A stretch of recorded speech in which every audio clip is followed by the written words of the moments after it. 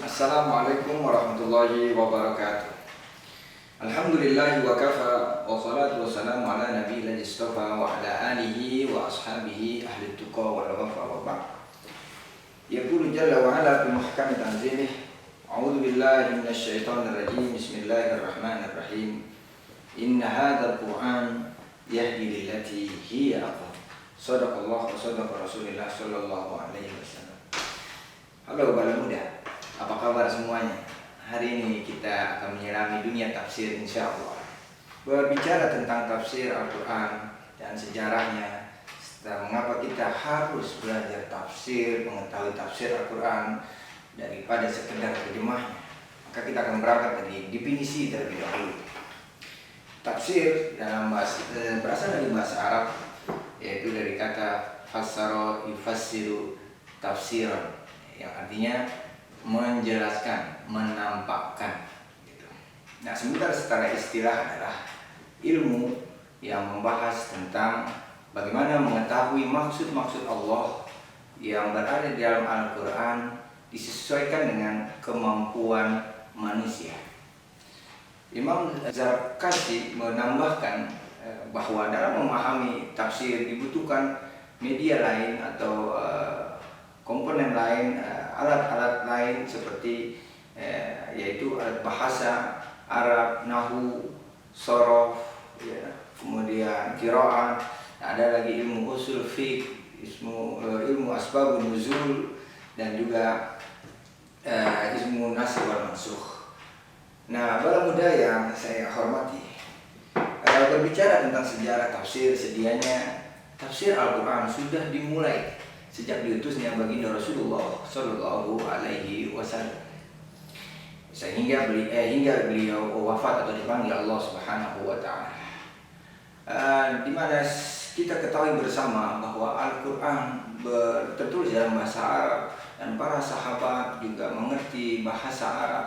Namun Al-Quran yang memiliki bahasa yang sangat tinggi, sehingga Rasulullah Shallallahu Alaihi Wasallam butuh menjelaskan beberapa kalimat atau kata yang dianggap sulit dipahami oleh para sahabat. Dalam hadis Muslim yang diriwayatkan oleh Uqbah bin Amir, dijelaskan bahwa Uqbah bin Amir mendengar suatu ketika Rasulullah Shallallahu Alaihi Wasallam naik ke mimbar lalu membaca firman Allah, wa'iddu lahum mastata'tum min quwwah, bahwa al-quwwah di sini kata Rasulullah Shallallahu Alaihi Wasallam ala annal quwwata ar-ramyu.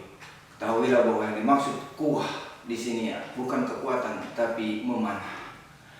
Bala muda yang saya hormati, ini adalah salah satu contoh Rasulullah Shallallahu Alaihi Wasallam menafsirkan beberapa kata yang sulit dipahami oleh para sahabat. Memang sedianya kebutuhan terhadap tafsir di zaman Rasulullah Shallallahu Alaihi Wasallam tidak terlalu mendesak, karena para sahabat ketika mengalami kesulitan dalam memahami Al-Quran, dia bertemu dengan sumbernya langsung, yaitu Rasul Shallallahu Alaihi Wasallam, sehingga mereka bisa menanyakan beberapa hal dan Rasulullah memberikan jawaban dengan sangat memuaskan. Masalah kemudian muncul ketika Rasul Shallallahu Alaihi Wasallam dipanggil oleh Allah Subhanahu Wa Taala dan ekspansi Islam semakin meluas di jazirah Arab, sehingga bertemulah dengan budaya kultur yang baru. Islam dengan kesederhanaannya harus berhadapan dengan budaya yang sudah mapan, sehingga muncul problem-problem yang baru yang membutuhkan solusi saat itu. Nah, solusi ini baru terjawab ketika Al-Quran ditafsirkan, dikomentari, ya, untuk menjawab solusi-solusi yang dibutuhkan saat itu.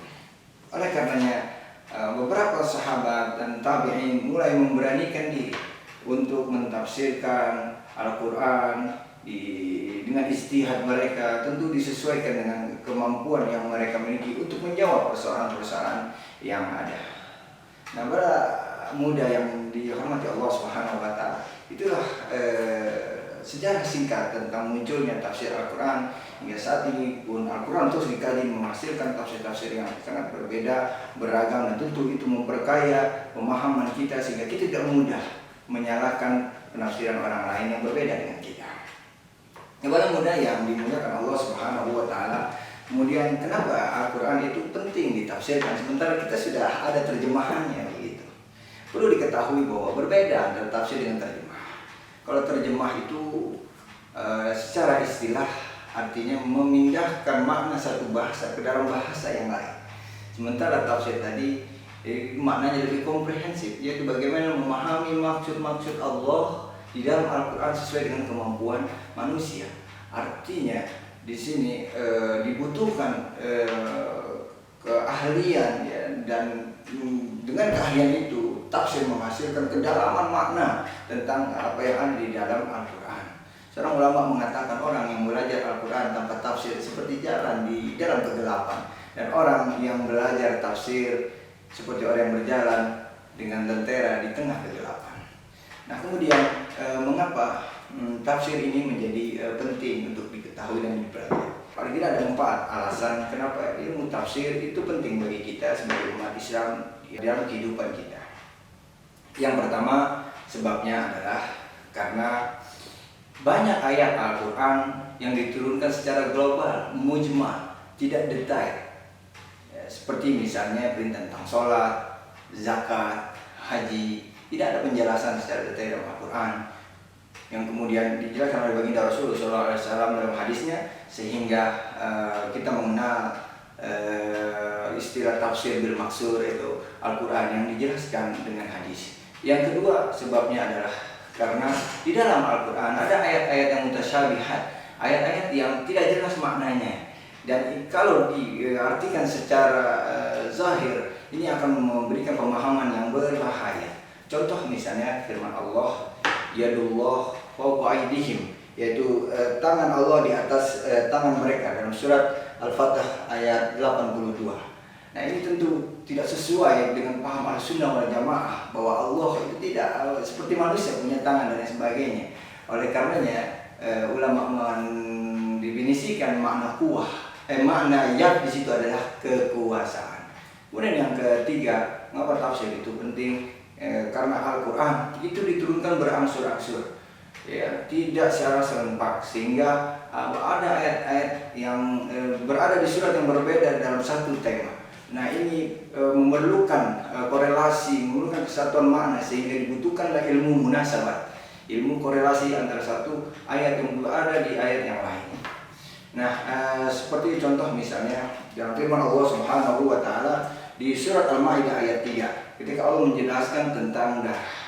A'udzubillahi minasyaitonirrajim. Hurrimat 'alaikumul maitata wad-dama wa lahmal khinzir wa ma uhilla li ghairillahi bih.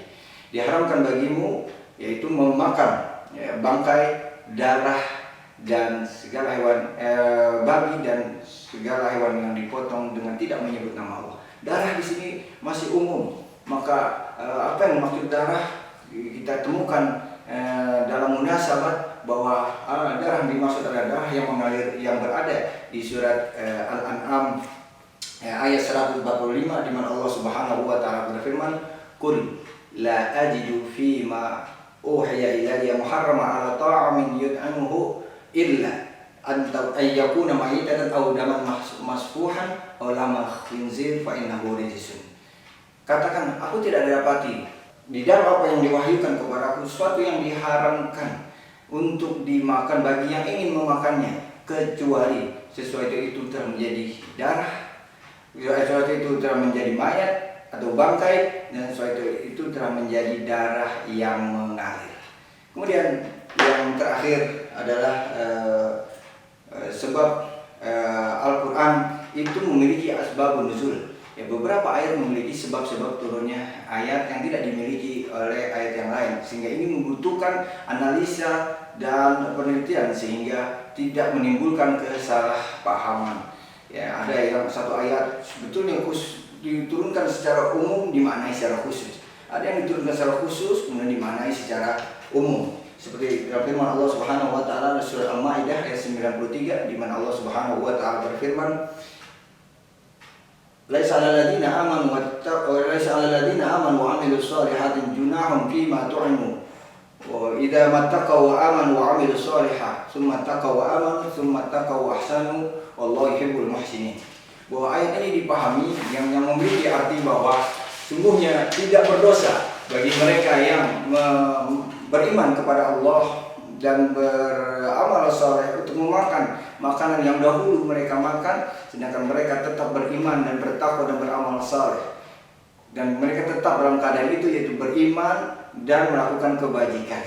Jika ayat ini dipahami secara salah, maka seolah-olah ayat ini membolehkan orang muslim memakan apa saja meskipun itu diharamkan. Padahal ayat ini turun untuk mereka, para sahabat yang gemar minum khamar, kemudian meninggal sebelum turun ayat pengharaman khamar, sehingga mereka tidak dituntut atas apa yang pernah mereka lakukan sebelum mereka beriman. Demikian, mudah-mudahan mendapatkan manfaat. Wabillahi taufiq wal hidayah. Assalamualaikum warahmatullahi wabarakatuh.